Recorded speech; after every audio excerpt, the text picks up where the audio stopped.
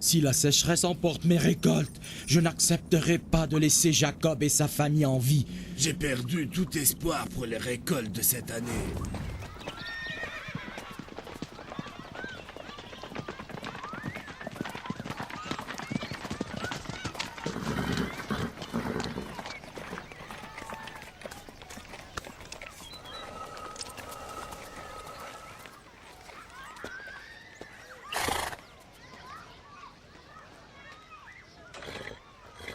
Bonjour, père, bienvenue. Bienvenue, père. Quelle surprise! Le gouverneur de Fadan a consacré quelques minutes pour enfin rendre visite à ses filles. Jacob ne cessera-t-il donc jamais? Que se passe-t-il, père? Les prêtres du temple se plaignent toujours de Jacob? Tu considères les prêtres comme les seuls responsables de la misère à Fadan, et que par contre Jacob est innocent? Tu sais très bien, père, que Jacob est déterminé à faire parvenir le message qui lui a été confié. Mais pourquoi doit-il s'attaquer aux traditions du temple d'Ishtar? S'il veut faire parvenir le message de son grand-père, qu'il le fasse! Qu'il parle de celle de mon grand-père aussi, pourquoi pas? Mais à quoi bon insulter la croyance des autres? Ce que tu dis n'est pas vrai, mon père. Il n'accepte même pas les enseignements d'Abraham. Père, Jacob est tenu de prêcher la foi en un seul Dieu, selon les enseignements d'Isaac et d'Abraham. De ta part, tu es tenu d'assurer l'ordre et la paix à Fadan. Tu dois accomplir ta mission comme il se doit d'accomplir la sienne aussi. Vous êtes devenus aussi obstinés que lui. Si je devais vraiment accomplir mon devoir, vous auriez été tous chassés de Fadan.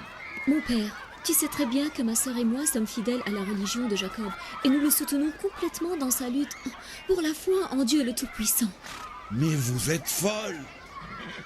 Vous ne respectez pas mon statut. Vous savez ce qui arriverait si le grand prêtre du temple d'Ishtar se rend compte de ce qui se passe ici à Fadan, que mon neveu profane son temple et ses dieux? Je serai le seul responsable. Le pouvoir de Dieu est bien plus puissant que celui des prêtres du temple. Nous devons donc craindre Dieu et non pas les statues, n'est-ce pas? Je ne suis ni responsable ni du Dieu de Jacob ni de ceux des prêtres. Comprenez-moi, tout ce que je demande, c'est que Jacob respecte mon statut dans cette ville. Qu'est-ce que tu as, Rachel? Rachel! Qu'est-ce que tu as, Rachel?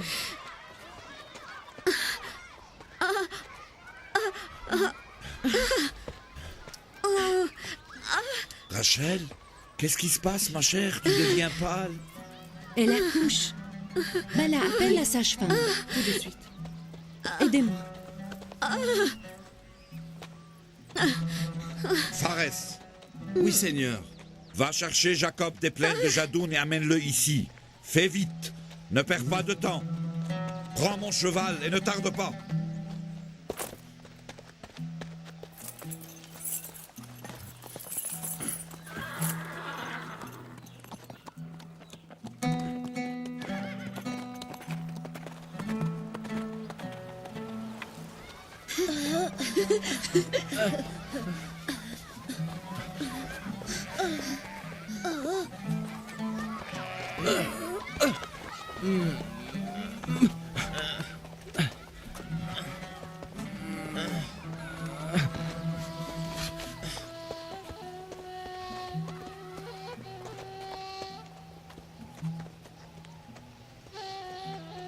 Les bergers guident les troupeaux et les prophètes guident les hommes.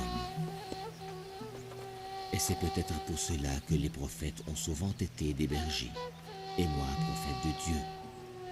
Je suis venu au désert avec mes enfants pour leur enseigner à être calmes en ta présence. Alors pourquoi se battent-ils avec cette force et cette violence? Je ne leur ai jamais appris cela.